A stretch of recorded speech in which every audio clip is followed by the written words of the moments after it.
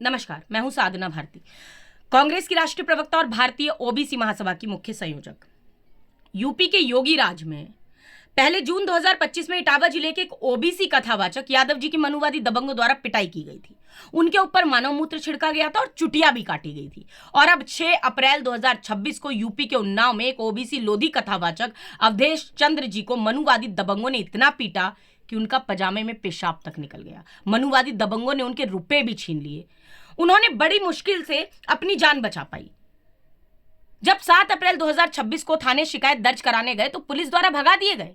10 अप्रैल 2026 को social media पर जब इस विशाली घटना का वीडियो वायरल हुआ तो मैंने पीड़ित ओबीसी लोधी कथावाचक अवधेश चंद्र जी से फोन पर बात की, उनका दुख दर्द सुना।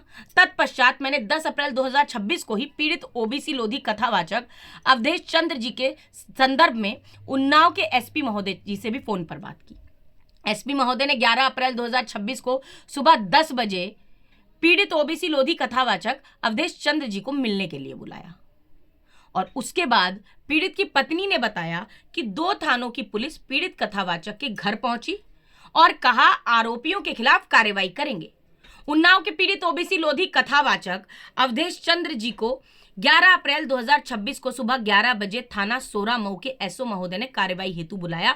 मगर आज तक की सच्चाई तो यह है कि उन्नाव की योगी पुलिस घटना के 5-6 दिन बाद भी अभी तक ओबीसी लोधी कथावाचक अवधेश चंद्र जी की पिटाई करने वाले मनुवादी दबंग आरोपियों को पकड़ नहीं पाई है।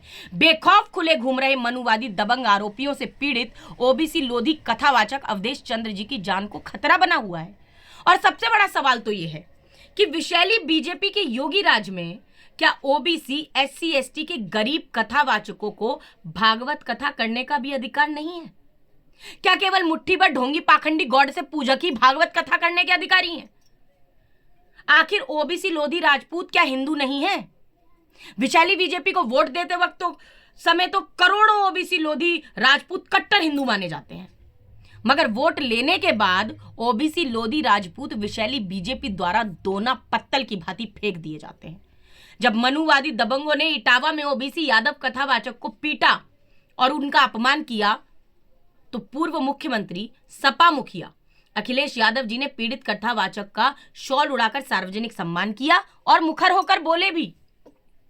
मगर जब उन्नाव में मनुवादी दबंगों ने एक ओबीसी लोधी कथावाचक को पीटा, गालियां दी, अपमान किया तो कोई भी विशैली बीजेपी का सत्तासीन दिग्गज लोधी लीडर मुखर होकर नहीं बोला। शॉल उड़ाकर पीड़ित ओबीसी लोधी कथावाचक का सार्वजनिक सम्मान करना तो बहुत दूर की बात है।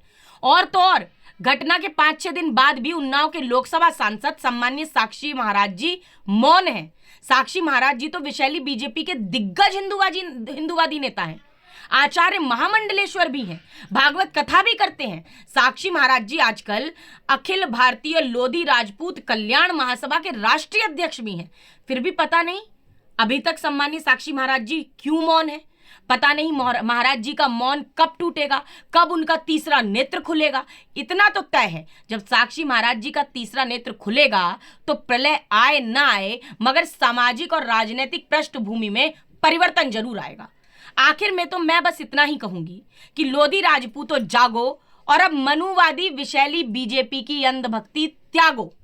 धन्यवाद।